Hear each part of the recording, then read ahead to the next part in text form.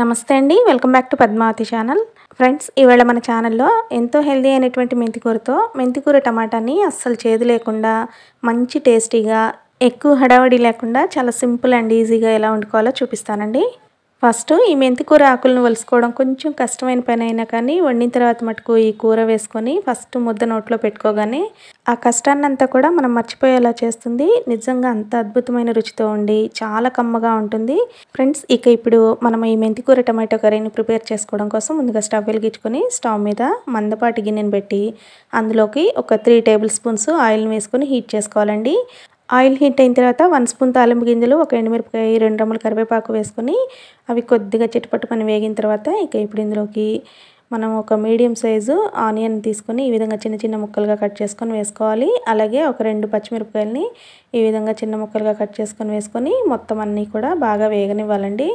Onions, పచ్చిమిర్చి fry అయిన తర్వాత ఇక ఇప్పుడు నేను ముందుగానే చిన్నవి ఒక 8 కట్టలు మెంతికూరను తీసుకొని అందులో కుళ్ళిపోయిన ఆకులు, పిచ్చి ఆకులు అన్నీ కూడా వేరేసేసి శుభ్రంగా ఫ్రెష్ వాటర్లో ఒక 3-4 సార్లు కడిగి ఇలా రెడీ చేసుకుని ఉంచుకున్నానండి. ఇక ఇప్పుడు ఈ మెంతి ఆకునంతా కూడా ఇందులోకి వేసేసుకొని మొత్తం అంతా కూడా ఒక్కసారి బాగా కలుపుకొని ఇక ఇప్పుడు దీని మీద లిడ్ పెట్టేసి ఒక 5 మినిట్స్ పాటు ఉడికించుకున్నామంటే ఇందులోని వాటర్ అంతా కూడా ఎవాపరేట్ అయిపోయి పసర వాసన అంతా కూడా పోతుందండి. ఇంకా అంతేకాకుండా మనం ఈ మెంతికూరని ముందుగానే ఇలా ఫ్రై చేసుకొని వండుకోవటం వల్ల కర్రీ రెడీ అయిన తర్వాత కర్రీకి అసలు చేదు అనేది ఉండదండి. పిల్లలు కూడా చాలా ఇష్టంగా తింటారు. 5-6 నిమిషాల తర్వాత మూత తీసి చూసామంటే చూసారు కదా, ఈ విధంగా వాటర్ అంతా కూడా ఎవాపరేట్ అయిపోయి ఈ విధంగా డ్రైగా అయి ఉంటుంది. ఇక అప్పుడు మనం ఇందులోకి ఒక 1/2 కేజీ టమాటాని తీసుకొని ఈ విధంగా చిన్న ముక్కలుగా కట్ చేసుకొని వేసుకోవాలండి. మెంతికూరలోకి టమాటో అంతా కూడా బాగా మిక్స్ అయ్యేట్టుగా కలుపుకొని ఇక ఇప్పుడు మీ టేస్ట్కి సరిపోను సాల్ట్ వేసుకొని మొత్తం అంతా కూడా బాగా మిక్స్ అయ్యేట్టుగా కలుపుకొని ఇక దీని మీద లిడ్ పెట్టేసి టమాటోలోని పచ్చివాసన అంతా పోయి ముక్కలు చాలా మెత్తగా గుజ్జులాగా ఉడికే వరకు కుక్ చేసుకోవాలి.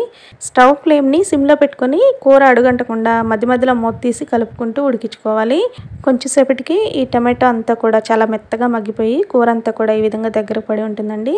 ఫ్రెండ్స్, చూస్తున్నారు కదా, మన మెంతికూర టమాటా ఆల్మోస్ట్ 80% కుక్ అయిపోయింది. ఇక ఇప్పుడు ఈ స్టేజ్లోనే మనం ఇందులోకి ఫైనల్గా 1 టేబుల్ స్పూన్ పసుపు, 1 టేబుల్ స్పూన్ కారము మీ టేస్ట్కి సరిపోని చూసుకొని వేసుకోండి.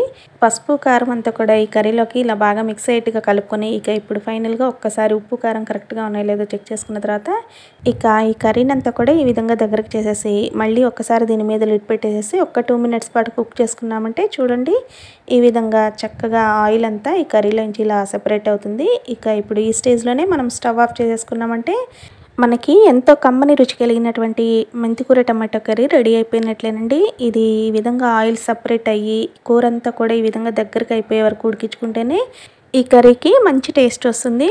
మనం ఒకవేళ కొంచెం లూజ్గా కావాలనుకుంటే మటుకు అస్సలు బాగోదండి.